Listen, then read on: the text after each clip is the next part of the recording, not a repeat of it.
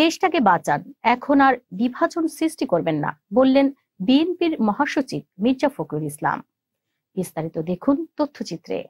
বিএনপির মহাসচিব মির্জা ফখরুল ইসলাম আলমগীর বলেছেন, দয়া করে দেশটাকে বাঁচান, এখন আর বিভাজন সৃষ্টি করবেন না। এখন বিভিন্ন দাবি দেওয়া তুলে দেশটাকে বিশৃঙ্খলার দিকে ঠেলে দিবেন না।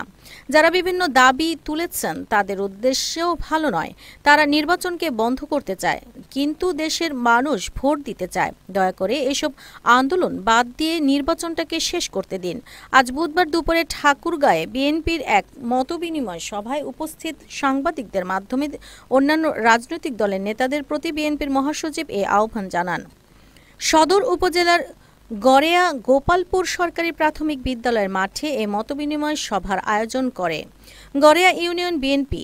মির্জা ফখরুল বলেন, আমরা নির্বাচিত হলে 1 কোটি মানুষের কর্মসংস্থানের ব্যবস্থা করব।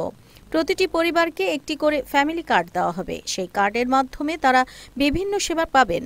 স্বাস্থ্য সেবাকে উন্নত করব, শিক্ষা খাতে বরাদ্দ বাড়াবো, কারিগরি শিক্ষার প্রতি জোর দেব। আমরা আগে সরকারের ছিলাম, সরকার কিভাবে চলে আমরা তা জানি, সরকারের থেকে কিভাবে ভালো কাজ করতে হয় তাও জানি। এখন আর বিভাজন সৃষ্টি করবেন না, এখন আর বিভিন্ন রকম দাবি দাওয়া তুলে যে গণভোট হবে নাইলে হবে নি, এই পিয়ার হতে হবে, না হলে ভোট হবে না। এই পিয়ারটা বুঝেন তারা বলেন না, আমার এখানে শিক্ষিত মা বোনেরও আছে, কেউ পিয়ার বুঝেন? তাহলে এটা কেমনে হবে?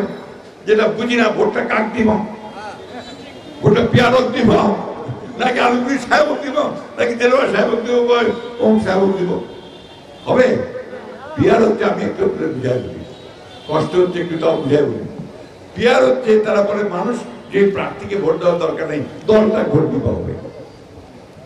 দলটা ভোট দিলে বুঝতে জানো চলে গিয়ে কোনটা আমার প্রার্থী, আমার ক্যান্ডিডেট কোনটা, আমার কাজ করবে কি, আমার এমপি কি। আমার এমপি যদি না থাকে তাহলে আমি যাবো কার কাছে, তাই না?